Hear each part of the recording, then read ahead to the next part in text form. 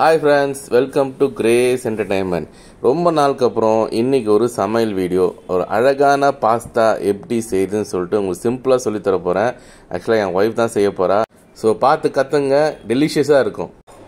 ஒரு 250 grams pasta இன்னைக்கு நான் செய்ய போகிறேன். அதுக்கு நல்லா சுடு தண்ணியை கொதிக்க வச்சுப்போம். இது கொதிச்ச உடனே இதை போடணும்.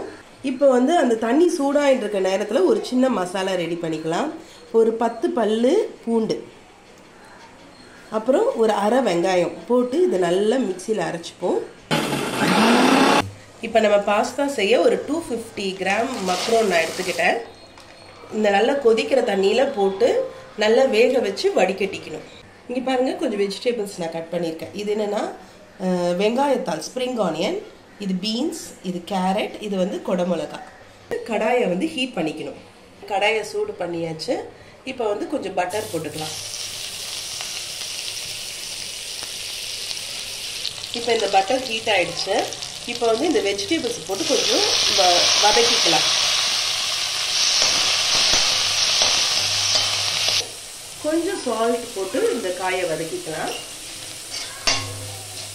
இப்போ இது நல்லா வதங்கிடுச்சு. இதெல்லாம் கொஞ்சம் ஓரமாக தள்ளிட்டு கொஞ்சம் இந்த பட்டர், கொஞ்சம் உருகின பட்டர் இருக்கிற மாதிரி பார்த்துக்கிட்டு இப்போ என்ன பண்ண போறோம்னா, இந்த ஆனியனையும் கார்லிக்கையும் இதில் ஆட் பண்ண போகிறோம், அரைச்சதை.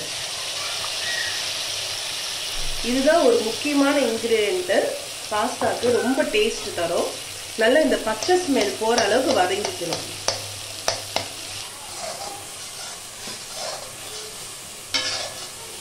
இது நல்லா வெந்துருச்சு. இப்போ இதை வடிகட்டிக்கலாம். இங்கே பாருங்கள், இந்த மாதிரி வடிகட்டி வச்சு வடிகட்டிக்கோங்க. இது நல்லா வதங்கிடுச்சு. இப்போ அந்த கார்லிக்கும் ஆனியன் ஸ்மெல் ரொம்ப சூப்பராக வருது. இப்போ நம்ம இந்த சில்லி ஃப்ளாக்ஸ் சொல்லுவோம்ல, இந்த காஞ்ச மிளகாவை ஒரு மிளகா நல்லா இந்த மாதிரி அரைச்சிக்கணும். இது மிளகுத்தூள், பெப்பர் பவுடர், ஓகேவா? இரண்டுமே ஒவ்வொரு டேபிள் ஸ்பூன். இப்போ ஒரு 250 ml கிளாஸ் பால் ஊற்ற போறோம்.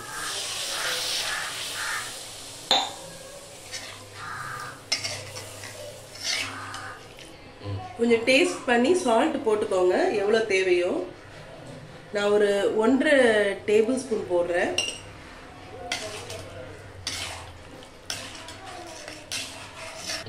இப்போ நல்லா அப்படியே கொதிச்சு வரும்போது இந்த மக்ரோனியும் போட்டுக்கோங்க. இது போட்டு இந்த நல்லா மிக்ஸ் பண்ணி விட்டுக்கோங்க. அந்த மசாலா அந்த க்ரீமியோடயே சேர்ந்து இது நல்லா இந்த மக்ரோன்லேயும் அது வேகணும். அப்போதான் அது உள்ளெல்லாம் ஃபுல்லாக அந்த டேஸ்ட் இறங்கும். இங்கே பாருங்க, இந்த மசாலா நல்லா இதில் நல்லா மிக்ஸ் ஆயிடுச்சு. கொஞ்சம் அந்த தண்ணி இதெல்லாம் இல்லை. இப்போ கொஞ்சம் ஸ்லோ பண்ணிட்டு நம்ம க்ரீம் ஆட் பண்ணுறோம். நாங்கள் உங்களுக்கு வேணும்னா சீஸ் கூட போட்டுக்கலாம் க்ரீமுக்கு பதிலாக. நான் க்ரீம் ஆட் பண்ணுறேன். க்ரீம் ஆட் பண்ணி கொஞ்சம் நல்லா கலந்து விட்டுக்கோங்க.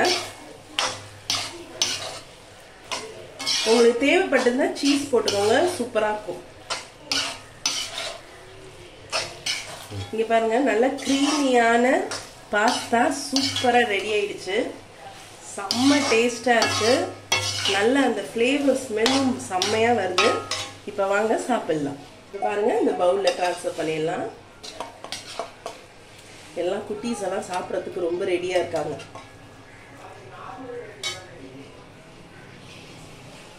என் ஒய்ஃப் எனக்கு சுவையான ஒரு பாஸ்தா, க்ரீமி பாஸ்தா செஞ்சு கொடுத்துருக்கா. இதை நான் சாப்பிட்டு பார்த்துட்டு எப்படி இருக்குன்னு சொல்கிறேன் உங்களுக்கு. சுடுது. நிறைய வெஜிடபிள்ஸ்லாம் போட்டிருக்கா. ஸோ நிறைய ஃபைபர் இருக்குது. ஐயோ, இவ்வளோ சாப்பிட முடியாது, ரொம்ப கொதிக்குது. வாயில் வச்சு என்ன தெரியல.